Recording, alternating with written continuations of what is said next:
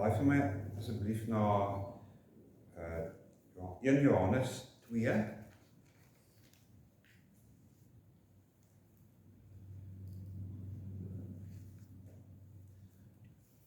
En ek gaan lees die stukkie in Perikop, ek gaan nie die hele hoofstuk lees nie.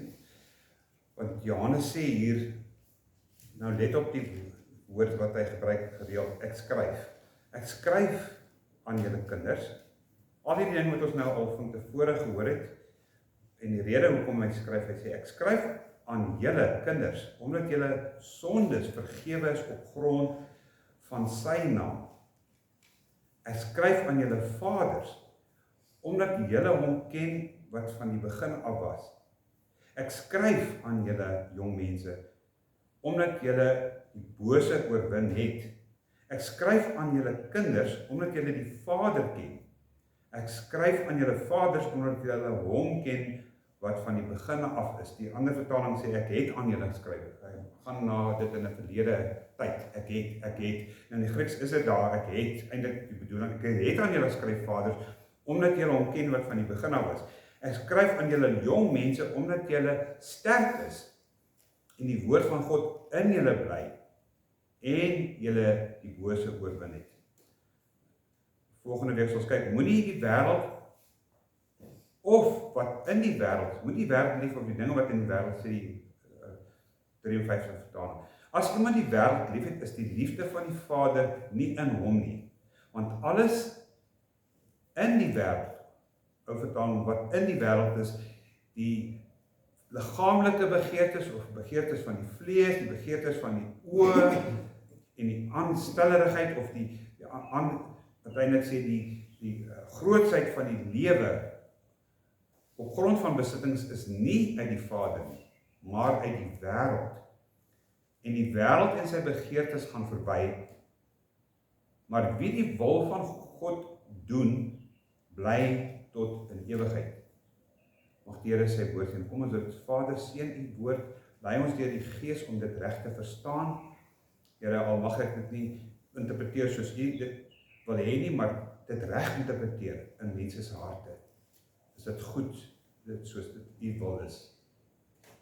Laat dit saad dra en kiem groei, tot menigvuldige vrug in Jesus naam. Amen. Terwille van die mense wat eerste keer miskien op video kyk, ons is besig met 1 Johannes, ons weet dat 1 Johannes was een van die 12 apostels of die 12 disippels, maar spesifiek apostels. Hy waarskynlik afgetree en gesterf in Efese. Dis waar hy op die oud van moeder Maria, die Katolieke aanbid, waar hy Jesus se moeder gaan versorg het, totdat sy dood is. Hy self ook sê dat hier iewers tussen 90 en 95 of daar rond het Johannes ook hierdie aarde verlaat om vir ewig by die Here Jesus te wees.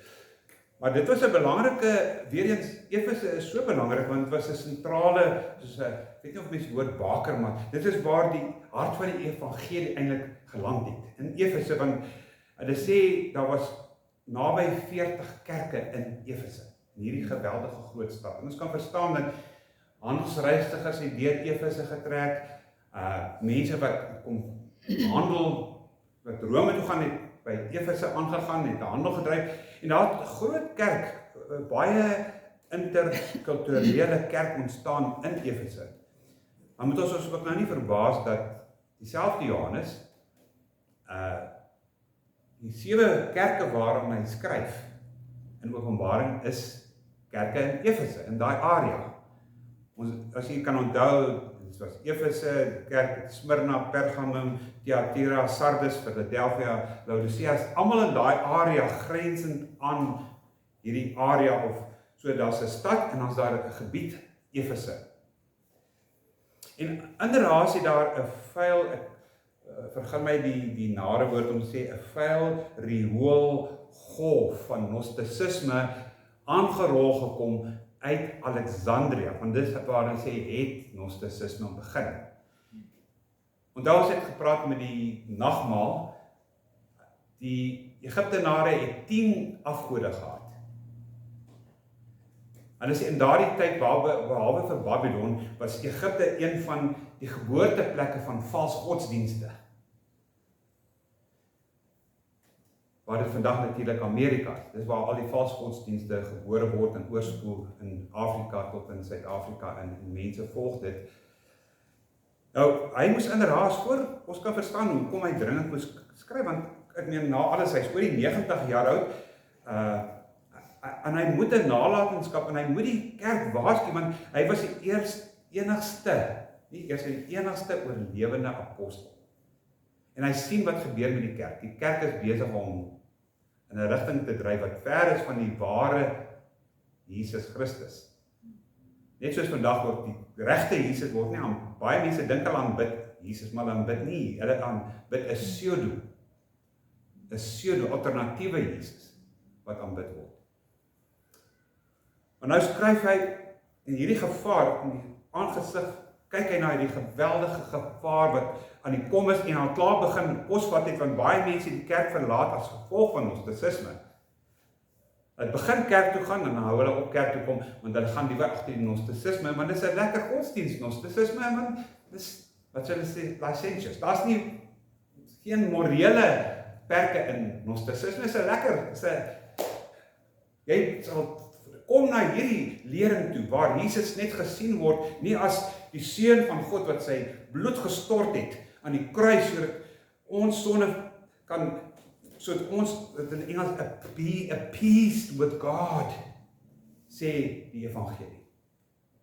Somebody had to pay the ransom. Iemand moes sterf, en Jesus moes sterf. Hoekom? Vir ons gruwelike sonde. Dis waarom mense vandag verkies om nie van sonde, dis oepsies, nee, ek het al gehoor van die mense sê, dit is maar net 'n foutjie wat iemand gemaak het. Dis nie 'n foutjie, dis 'n gruwelike oortreding van God se wette en sy beginsels. Gnosticisme sê daar's nie sonde, en so moenie bekommerd wees nie. Ons, die gesegde, let's eat and drink because tomorrow we die. Hindoeïsme wat sê, maak nie saak wat jy doen, solank jy net in die volgende lewe die regte inkarnasie uitkom, of jy gaan net na die volgende inkarnasie toe. En dat jy gaan nie vergeld word vir jou, vir wat jy verkeerd doen nie. So hierdie ding kom in, hy skryf inderhaas en waarsku die kerk in Johannes, dis 1 Johannes is 'n strydskrif eintlik, dit praat teen ons, net soos 1 Johannes self die evangelie, wat ook geskryf is teen gnosticisme, want hy begin met Jesus as die woord. In die begin was die woord. Wie is die woord? Jesus Christus. En hy was by God en hy was self God. Nie soos die gnostici sê, hy was maar net een van die pantheon van gode nie. Jy kan hom volg as jy wil, maar jy kan Jesus volg. Maar jy hoef nie regtig nie. Jy kan enige weg volg, wat jy wil. Nou sê hy in 1 Johannes 2 vers 19, en hy praat van die gnostici, en hulle wat geval het en uit die kerk, hy sê, hulle was aanvanklik deel van ons, hulle was nie reg, alhoewel, hulle oorspronklik deel van ons was, is hulle nie meer nie, hulle het uit ons geleedere gekom, maar hulle was nie werklik deel van ons nie, want as hulle werklik deel van ons was, sou hulle by ons gebly het. Maar dit moes in die lig kom of duidelik word, dat hulle nie eintlik regtig deel is van ons nie. Hulle lyk asof hulle maak die regte geluide, hulle sing dieselfde liede, hulle by dieselfde gebede. Glo my as kapelaan, die laaste memorial wat ons gehad het hier by Unie geboue, waar hulle gevalle polismanne vereer, en ons, die hoof van die kapelane, brigadier, ek sal nie haar naam sê nie, het nie een keer die naam van die Here Jesus gebruik nie. Want ons bid in die naam van al die gode. Jy wil nie aanstoot gee aan sionisme nie, jy wil nie aanstoot gee aan boeddhisme nie, aan islam nie, so jy gebruik een naam vir God, maar Jesus is dit nie. So selfs in ons land is dit, hulle was deel van ons, hulle sê almal hulle ken Christus, ons sê is Christene, maar hulle erken nie die naam van Christus nie. Daarom sê hy ook in 1 Johannes 4 vers 5, as jy kyk in Johannes 4 vers 5, sê hy 'n belangrike punt,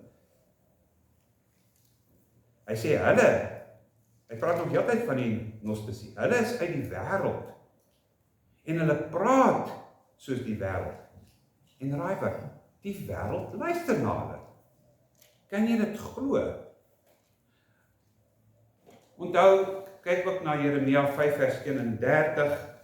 Ons het al daarna gekyk, maar dit is belangrik. Dit val in lyn met wat in die Ou Testament al reeds gebeur. Een van die groter profete, langer profete, Jeremia 5 vers 30, waar hy in begin, hy sê, 'n ontsettende en afskuwelike ding het in die land gebeur. Die Engels sê, a horrible thing. Dis horrendous. Dis 'n horrible ding het gebeur in die land, die tyd van Jeremia. Die profete profeteer vals, 'n ander Jesus. En aan hulle sy, langs hulle staan die priesters, voer hulle mag uit. En dan die hartsteelste, die ding wat dit horrible maak, of vreeslik, maar, en my volk wil dit so graag hê. They love it so. Hulle hou daarvan agter hierdie, dis waarom hy in Johannes sê, hulle, a horrible thing, hulle praat soos die wêreld, en die wêreld luister na hulle. Die wêreld is die verlore mense. Die agtergrond, nou kom Johannes, wat hy al reeds gesê het, in vers 3, dis die boodskap wat ons van hom gehoor het, vers 5, eintlik, wat ons aan julle verkondig. God is lig en hom is geen duisternis nie. Maar wat hy reeds gepraat het van, ek skryf in vers 4, 1 vers 4, ons skryf hierdie dinge. Hy neem hom die reg toe, as een van die apostels, wat oorspronklik die regte Jesus verkondig. Ons skryf hierdie dinge sodat julle blydskap volkome kan wees. Dis die eerste rede hoekom ons skryf. Ons wil 'n hele blydskap moet vol wees. Pleroma wat ook die gnostici gebruik het. En dan gaan hy en dan sê hy in hierdie 3 verse 12, 13 en 14 sal hy oplet dat hy die woord ek skryf 6 keer gebruik. As jy dit daar lees, ek skryf. Wie van julle Bybels het ook 'n indentasie daar? Dis hoekom ek die 2020 gebruik. Die English Standard Version doen dieselfde en party van die vertaling. Jy weet wat ek bedoel by 'n indentasie, net dit word nou in die middel gesit. So 6 keer sê hy, ek skryf. Ek het dit ook al gesê en geskryf, dat kinders jonger slag, Ethiopië selfs in julle geslag, het julle nooit gepraat van 'n griffel nie. Griffel. Vra vir Hendrik, wat is 'n griffel? Van Susie, wat is 'n griffel? Selfs Elderies is vir jou sê wat is 'n griffel. Griffel is 'n skryfding. Nie noodwendig 'n pen of 'n pot, dit is 'n skryfinstrument. En dis wat hy gebruik, die Grieks sê grafo. Ek skryf aan julle, ek skryf. En daar's 'n rede hoekom hy dit so aanhoudend sê. Dis baie mooi geskryf eintlik, die vorm, die struktuur, want om iemand onthou, Johannes was nie eintlik 'n geleerde man. Hy's nie soos Paulus nie. Hy's nie soos Lukas, Dr. Lukas nie. Hy moet 'n struktuur maak sodat hy die mense vir wie hy skryf se aandag kan kry, want hy maak hier 'n baie belangrike punt. Daarom skryf, ek skryf 6 keer ek skryf. Maar hy het van tevore ook gesê, ons het nou net gekyk na 1 vers 4, ons skryf hierdie dinge aan julle. Hoofstuk 2, ek skryf, dieselfde 2 vers 1, my kinders, ek skryf hierdie dinge aan julle. Hy lê klem op ek skryf. Hoekom? Want jy sien die gesproke woord moet word die geskrewe woord. Sodat ons dit kan hê. Want as dit net in die lug bly hang, dan was dit soos in Engels sê rumor. Iemand het iewers dit gesê. Nee, dit word geskryf. En Jesus daag self Satan uit op die geskrewe woord. Dit is nie alles in Moses se kop nie. Dit is geskryf. Want Jesus sê vir die duiwel, dit staan geskryf. 'n Mens sal van brood alleen nie lewe nie. Dit staan geskryf. Jy mag die Here jou God nie versoek nie. Dit staan geskryf. Jy mag God nie versoek nie. Alles gaan van woord na geskrewe. Johannes ook bring vir ons 'n geskrewe, en daarom ook in hoofstuk 2 vers 1, wat ek geskryf het, 2 vers 7 weer geskryf, hy hou aan klem nou op die woord geskryf. Dis nie 'n nuwe gebod wat ek aan julle skryf nie, maar 'n ou gebod. 2 vers 8. Tog is dit 'n nuwe gebod wat ek aan julle uit ou vertaling praat van geskryf of voorskryf, maar aanhoudend ek skryf, en hy plaas van die Griekse vertalings plaas dit juist in die middel, so dit amper lyk soos 'n resitasie of 'n letterkundige stuk. Merkwaardig vir 'n visserman wat 'n apostel word. Hy het seker net hande net soos Jesus gehad, harde as 'n skrynwerker, carpenter, harde hande. Jesus het harde hande gehad want hy het skrynwerk gedoen. Hy het nie sagte handjies soos ek wat penne skryf. Visserman het ook nie sagte handjies gehad. Die vissermanne moes daai toue en daai nette trek, dan maak dit na 'n eelte. Maar waarskynlik toe Jesus opgevaar het hy hom toegespits op die Ou Testament, Johannes, want hy gebruik tipiese parallelisme. Herhaling om te fokus, om dieselfde ding te sê. Maar dit basies sê dit dieselfde, wat van een op toepassing is van toepassing op almal. Want hierdie jongste disipel, toe hy was, het ontwikkel in sy karakter en kennis van God, die Ou Testamentiese skrifte waarskynlik goed geken, wat sy aangenome ma, wat hom aangeneem het, ook baie goed vertroud was in die skrif. Maar dit lyk as jy kyk na hierdie 3 verse, hoekom ek hulle een kant plaas is, dit kom voor asof hy praat van 3 groepe mense. Wat is hulle? Nommer 1, kinders. Jy kry kinders in vers 12 en jy kry herhaling in vers 14 praat hy weer van kinders. Ek skryf aan julle, kinders. Wat is die tweede groep? Ek skryf aan julle, jong mense. Die vertaling sê jong manne.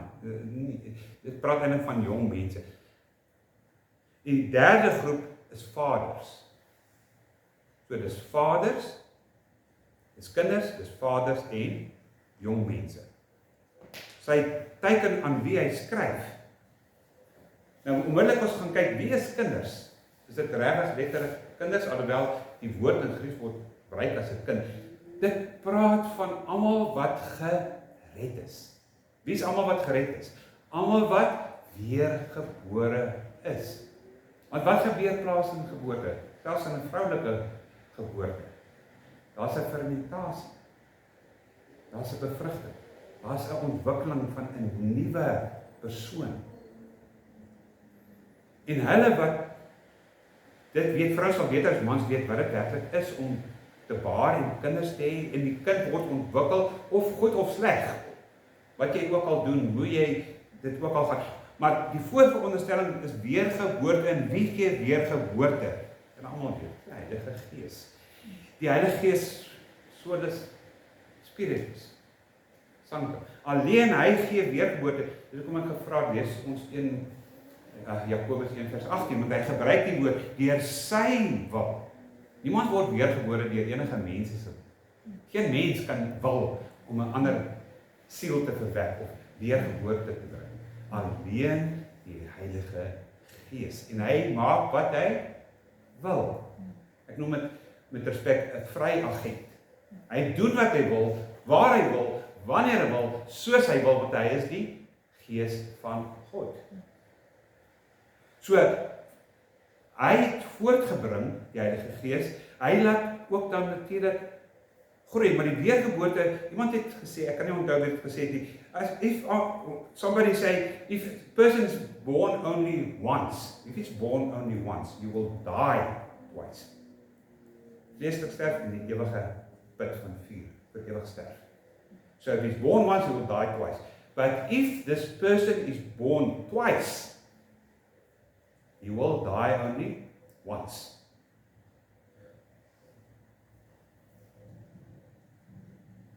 Hoe waar is dit nie van die wat weergebore, wat kinders word? Hy word eers gebore, uit sy wil het hy ons opgewek, Jakobus, Jesus 'n merkwaardige stelling in Johannes 11 vers 11, wat sê hy van Lazarus, ken jy die gedeelte van Lazarus, voor hy hom gaan opwek, hy is op pad na Betanië toe, waar Lazarus het gesterf, hy verwyl, in steede van haastig te gaan, vat iets nou hy vat 'n ekstra dag.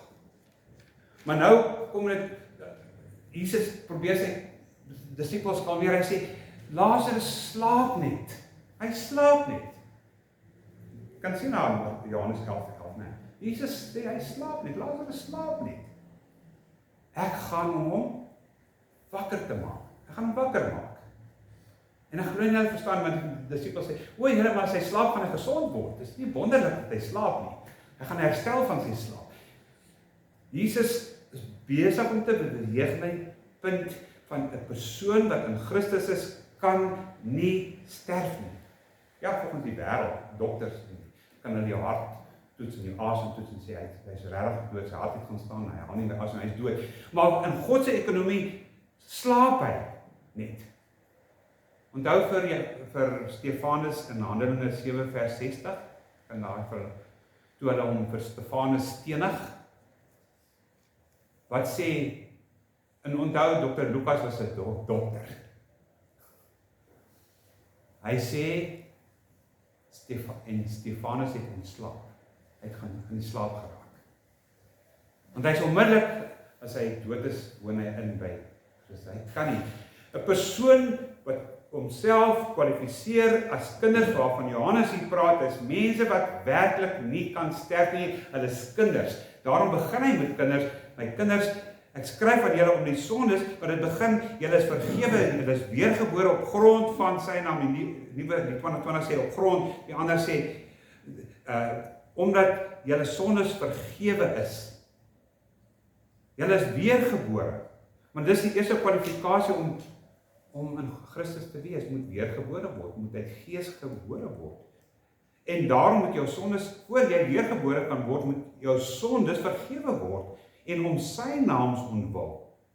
In vers 14 herhaal hy weer, praat hy weer van kinders, en praat van seuns, dogters, alle kinders wat vir Johannes se ekonomie is, almal aan wie hy skryf eintlik kinders, want hy is die oudste, hy is 95 jaar. So al die ander mense in die kerk is eintlik sy kinders. Daarom hou hy aan die woord, my kindertjies, my klein kindertjies, my geliefdes, my klein kindertjies te praat. Hulle is waarvan hy praat dan ook in vers 14. Ek skryf aan julle kinders, omdat julle die Vader ken.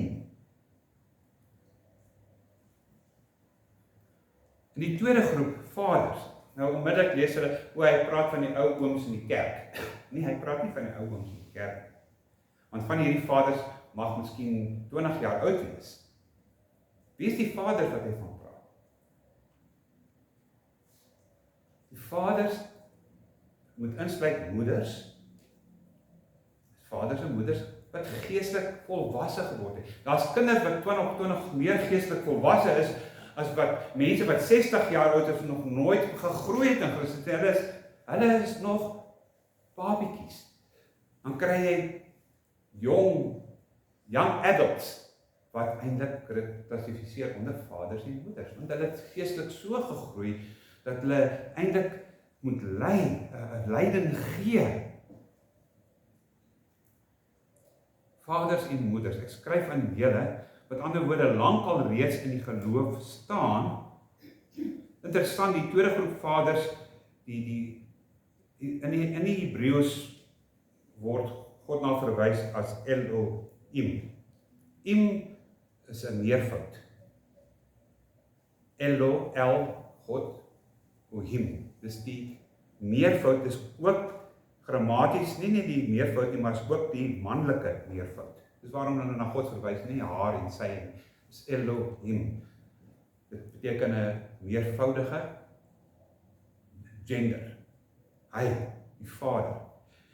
So sluit dit ook dat die broers en susters hierin wat geestelik volwasse is, so daar is selfs dogters in die kerk wat geklassifiseer word onder die sogenaamde broers, wat moet seker maak dat ander kinders groei. Ons gaan nou kyk na die term die kinders, die jong mense, dit is 'n ander ding. Dit is geestelik volwassenheid in Christus, hulle wat is, wat hy ook van praat. Hoe weet hulle is geestelik volwasse? Omdat hulle hom ken wat van die begin af was. En dan 2 keer gebruik hy 13 en die middel van vers 14 gebruik hy, omdat julle hom ken. Julle ken hom. So julle is dan die volwassenes in Christus Jesus wat hom ken. En wat maak mens met die kennis? Ons weet hierdie woord waar hy hier gebruik ken, aanhoudend die woord kennis, kenesko, dis waar gnostisisme vandaan kom. Sien hoe kom hy ook in sy skrywe die Heilige Gees gnostisisme aanval. En hy sê, julle het die regte kennis. ek ken hom regtig. Julle ken nie die Gnostisiese afgode, pantheon van God. Julle ken hom. Ons het gepraat van die woord ken, ja daar, in Hebreëus, ken. Intieme kennis. Armin sê, Eva beken, ken, ja daar. Persoonlike kennis van God. Volwasse Christene het 'n persoonlike, intieme verhouding met God deur Jesus Christus wat die Heilige Gees in ons harte. Hoe weet jy? Want ons almal wat hier sit in alle kerke wat sê hulle is weergebore, is iewers in die groeifase. Of hy's so pas gebore, hy is besig om te groei. Iewers in die pad bly hierdie mense of bly net jong mense. Hulle bly jong mense vir die res van hulle lewe. Of hulle word vaders en moeders. Hulle groei geestelik. Waar mense na toe kan gaan en hulle raad en wat hulle vir mense gee is geestelik van volwassenheid. En ons moet onsself sê, is ons weergebore? Okay? Dan moet ons vra, is u 'n jong mens of is u 'n volwassene in Christus? En dit niks te doen met ouderdom. Baie min te doen met ouderdom. Weereens, jy kan 'n 20-jarige volwassene kry, 'n vader en 'n moeder kry. En jy kan 'n 70-jarige jong mens, 'n kind kry. Wat so sal bly waarskynlik tot hy dood is.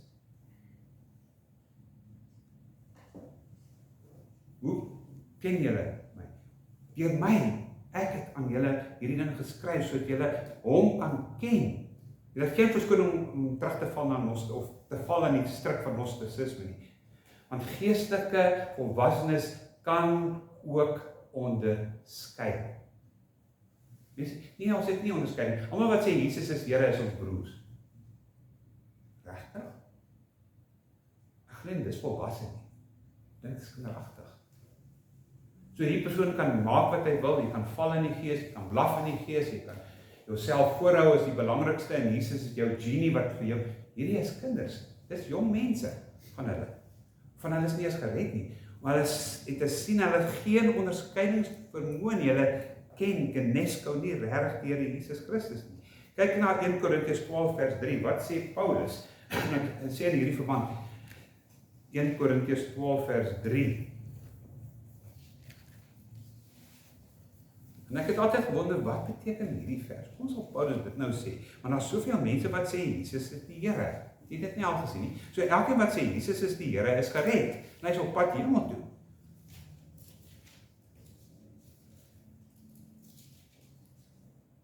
Paulus sê, vers 12 vers 3, daarom maak ek dit aan julle bekend, dat niemand wat deur die Gees van God praat, sê, vervloek is Jesus nie. En niemand kan sê, die Here is Jesus, of Jesus is die Here nie, behalwe deur die Heilige Gees. So as jy nie deur die Heilige Gees sê, Jesus is die Here nie, is jy 'n kind, jy's 'n jong, jy's een van die jong manne, wat eintlik sê, die jong kinders, jy's een van die jong kinders, jong mense, wat miskien nie gebore is, weergeboorte is, maar hulle kan geen onderskeiding tref, wie die regte Jesus is nie. Ons weet hoe van weergeboorte plaas, ons weet nie wanneer dit nie, maar ons weet dat die Heilige Gees gee die bevrugting, maar dit lei tot 'n proses, as jy kwalifiseer as 'n jong mens, of 'n geestelike onvolwassene, Psalm 42 vers 7, ek hou van die Engelse vertaling, die Afrikaans is nie vir my so mooi nie, dit sê hierso, deep calls unto deep. Ek weet nie wie se vertaling sê dat, deep calls unto deep, en nie die Here van bo af nie, want dit echo op Psalm 27, wat sê, my hart echo u woorde. Woorde interessant, die ander sê, my ek soek na, asof ek na hom soek. Die regte woord is, my hart, nie fokus op my hart nie, echo, en my hart echo u woorde, soek my aangesig. Psalm 27 vers 8. Deep calls unto deep. So wat doen die Heilige Gees? Hy kom oortuig van sonde, geregtigheid, maar die Heilige Gees verlig ook, trek ons nader na, het ons gesê, na Jesus se ligkring toe, sodat ons meer en meer kan besef hoe sondig ons is, die Heilige, en dit oortuig die Heilige Gees, maar die Heilige Gees laat die lig van God, lig wat in Christus se aansig skyn ook in ons harte om te sien hoe leeg is ons. Want jy weet, 'n kind wat, klein kindertjies, moet ook sien dat hoe leeg hulle is. Daarom het ons die Heilige Gees onder aanhouding nodig. Die Heilige Gees soos 'n soeklig wat in mense se hart inskyn. Nie om mense seer te maak nie, om te sê, kyk hoe leeg is jy.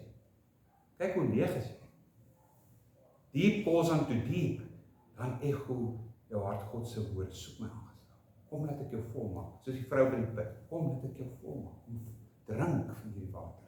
Drink. Die rol van die Heilige Gees om deep calls unto deep is die Heilige Gees wat dieptes inroep, want hy sê Paulus ook wat die dieptes van God ondersoek.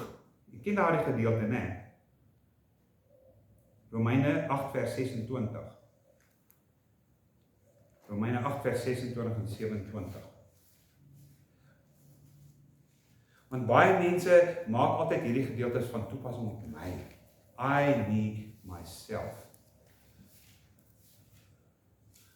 Wat sê hy, behalwe vir die feit dat Paulus sê, as 8 vers 14 natuurlik ook sê hy, hulle wat nie die Gees het nie, is nie kinders van God nie. Jy is nie weergebore nie, jy het nie die Gees van God nie. En dan kyk ek baie na die deursnee kerk reg oor die wêreld en sê, het die mense regtig die Heilige Gees? Ja, ons het, want ons praat in taal. Regtig is dit 'n teken van dat jy die Heilige Gees het. Hindoes praat ook in tale. Maar nou sê hy, van die dieptes van God wat die Heilige Gees na ons toe bring, wat ons wat sien, 8 vers 26, sê Paulus, so kom die Gees ook ons in ons swakheid tot hulp, want ons weet nie mooi waarvoor ons behoort te bid nie. Hoekom nie? Ons hou aan bid vir onsself. Here gee my dit, Here gee my dit, Here sorg vir dit, Here maak my gesond, Here doen dit vir my. Dis nie die Gees nie, waarin ons kom help. Wat doen die Heilige Gees? Maar die Gees, hoofletter Gees, tree self vir ons in. Dankie dat hy vir ons intree, want hy bid reg.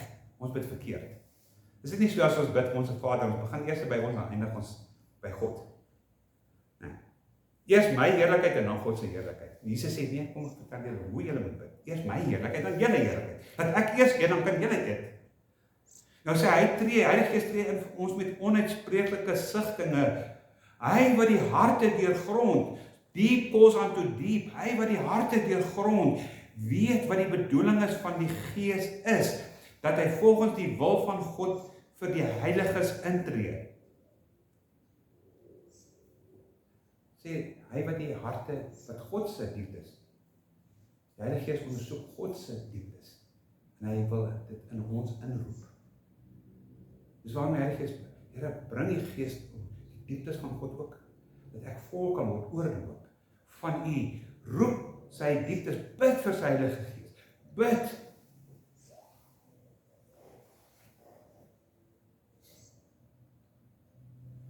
Almal hier weer val onder een van die twee. Ons kan as mens regtig weer gebore, val jy outomaties tussen twee. Of jy is 'n volwasse of jy is 'n jong mens. Jy is geestelik. Interessant wat Hebreërs 5 vers 12 van praat. As jy die Hebreërs ken, hy sê Hebreërs 5:12 tot 14. Sê julle moes teen hierdie tyd al self volwassenes gewees het. Julle moes teen hierdie tyd al volwasse wees. Maar nou is dit weer nodig om julle van vooraf die woorde van God te leer.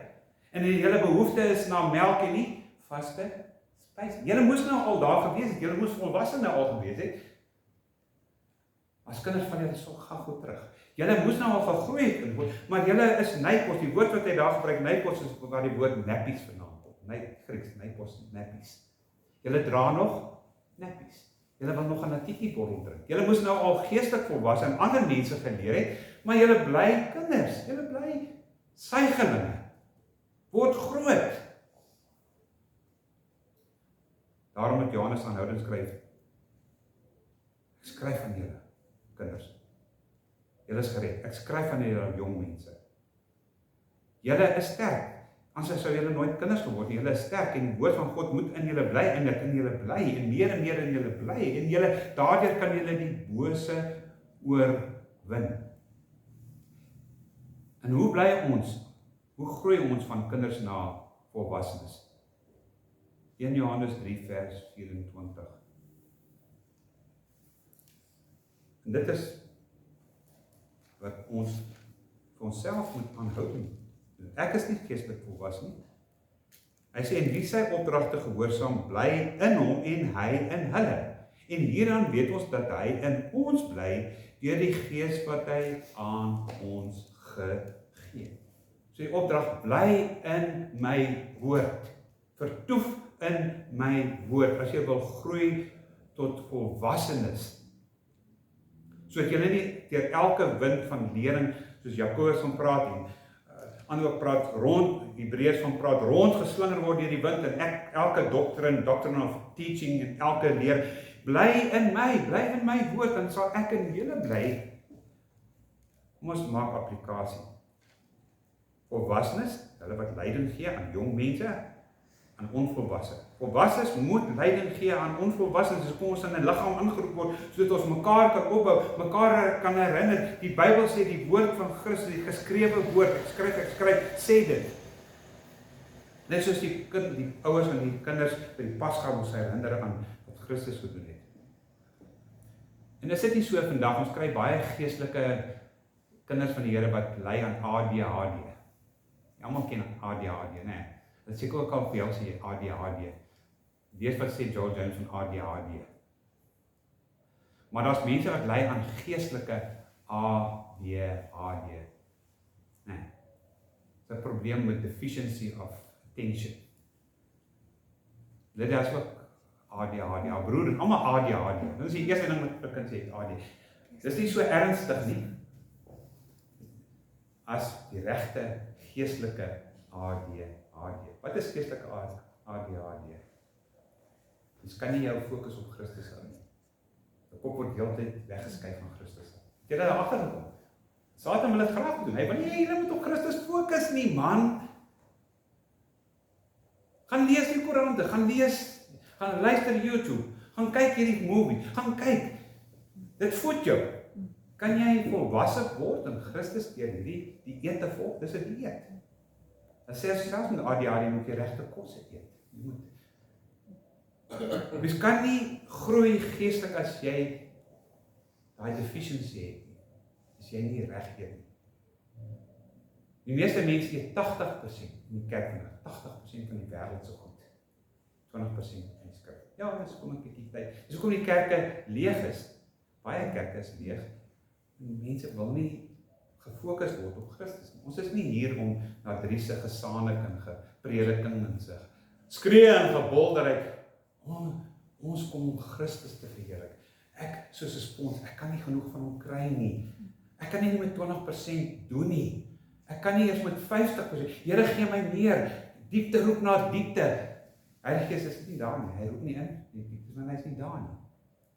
Of weergebore of klein kindertjies. Van die stapel dieet is die wêreld. Dis waarom ons volgende week sal kyk. Hy sê, kinders moet die wêreld nie vee of die dinge wat in die wêreld is. Ons word gesaai deur geestelike ADHD.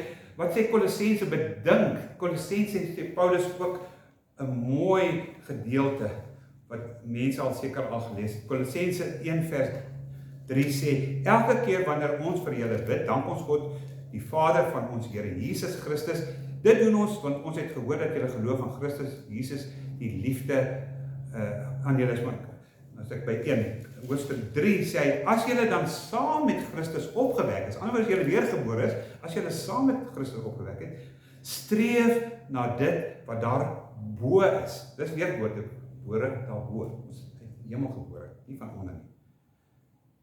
Paulus sê, streef na die ding waar daarbo, hoekom? Dis waar Christus aan die regterhand van God is. Bedink die dinge daarbo, nie hierdie dinge op aarde nie, want immers het julle gesterf.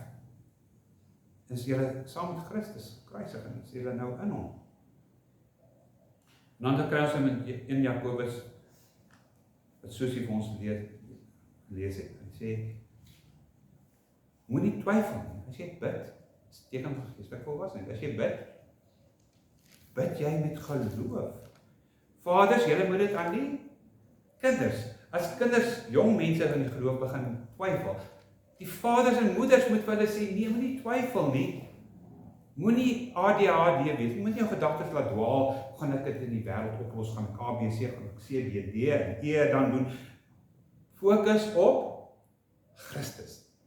Hoekom? Hy sit aan die regterhand van God die Vader. Interessante verhaal, ek hoor by Dr. Irwin Lutzer van Moody Church, is so 'n klassieke voorbeeld. Ek gaan net 'n korte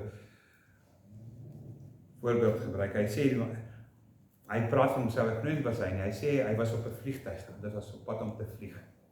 En daar was een bejaarde man wat aanhou vra, lugwaartblinde, sy verbykom, Ekskuus, kan jy net vir my sê, gaan ons nog betyds land? En sy sê, ja, land. En dan so 10 minute kom sy weer verby die lughawe en sê, ekskuus, kan jy vir my sê, is ons op die regte koers? Is ons nog op die regte koers? Ons vlieg dan nou so lank. Sy sê, ja, moet nie bekommerd wees nie, ons is op die regte koers. En so het hy vir 5 keer, en later sê, maar ek weet van die vlieg slaap ons gedurende. Maar sy seker al twee van ons wakker, is hulle in staat. En sy sê, ja, moet nie bekommerd wees nie. Toe hy nou vir die 5de keer sê, gaan ons nie miskien probleme kry, die wind reg voor. Toe sê sy, meneer, ontspan, kom ek sê jou wat, sit jy dan maak ek vir jou 'n koppie koffie, dan gaan drink jy dit buitekant. Wat sy vir hom sê, meneer, jy moet vertroue hê in die vlieënier. Asseblief, hy weet wat hy doen. Hulle is albei in staat, hulle is hoog gekwalifiseerd. Hulle weet wat om te doen, hulle weet wat is die beste vlugplan, hulle weet hoe om die lugpockets te, hulle weet al die dinge is hulle opgelei. Ontspan net, of gaan buitekant. Moenie my verder pla met hierdie mundane mense wat geestelike ADHD. Gaan die Here vir ons voorsien. Sal hy miskien vir ons voorsien. Hy is soos wat, hy is soos 'n golf wat rondgeswaai word. So 'n persoon moenie dink dat hy iets van die Here sal ontvang nie. Volwassenes moet kinders aanhoudend bemoedig in die geloof. Nie geloof in God. Want julle is klaar sterk, julle die bose oorwin, word nou groot in Christus. Moenie nie bly as hulle wat bose oorwin het en sterk is nie, word groot. Want sê Dr. Irwin Lutzer van Moody Church, hy sê baie Christene is presies dieselfde. Hulle kan nie fokus op Christus nie. As dinge swaar gaan, wat doen hulle? Hulle fokus op die wêreld. Hulle raak vergeet wie ons dien. En ek het dit al gesê as ons mense besoek. Ons kan nie net sê God is soewerein. Hy is soewerein oor wat? Oor wat is hy soewerein? Hy is soewerein oor ons. Hy is in volle beheer. Nie net van ons vliegtuig of skip waarin ons, hy is in volle beheer en hy weet waarheen ons gaan, hy weet wanneer om vir ons te voorsien. Ons hoef nie te herinner word nie, want sê Hebreërs 12 vers 1, met so 'n groot wolk van getuies wat voor ons gegaan het, wat hy voor gesorg het, wat nie geestelike ADHD, nie een van die geloofshelde in Hebreërs 11 het probleme met geestelike ADHD gehad. Almal geglo, al het hulle nie gesien. Hy sê met die oë gefestig op hulle, of in hulle in gedagte moet, hulle is 'n wolk van getuies. Laat ons die wedloop hardloop met die oë gefestig op Jesus, wat sit aan die regterhand van die Vader, wat dit klaar gemaak het. Ons sal dit ook maak. Maar as u en my, as u geestelik volwasse is ons taak om ander, as ons jong kindertjies sien in die geloof, ons moet hulle bemoedig. Ons moet hulle aanmoedig. Kom ek gaan saam met jou. Kom hardloop saam met die pad. Kom ek trek jou deur. Mag hierdie gedeeltetjie in die perikoop 3 tot hierdie klein gedeeltetjie van 3 verse ook u hart bevestig en jouself weet, Here, is ek 'n kind, is ek 'n volwassene? En wat doen ek as 'n kind en 'n volwassene? Amen. Mag die Here ons seën. Ons bid saam. Vader, ons dankie dat die woord is nie net daar vir ons gerusstelling, ons vrede, ons blydskap, die woord is daar om ons ook te vermaan. Sou ons val in die kategorie as jong mense, en hulle wat nie volwasse is nie, wat sukkel om te groei, mag U deur die Gees ons aanmoedig om volwasse te word, want U het gesê, hierin word my Vader verheerlik, dat julle baie vrug mag dra. Laat julle lig so skyn voor mense, sodat hulle julle goeie dade kan sien in julle Vader wat in die hemel is verheerlik. Dit gaan alles oor die Vader se verheerliking. Jesus se benoudheid sê, Vader verheerlik U self in my benoudheid.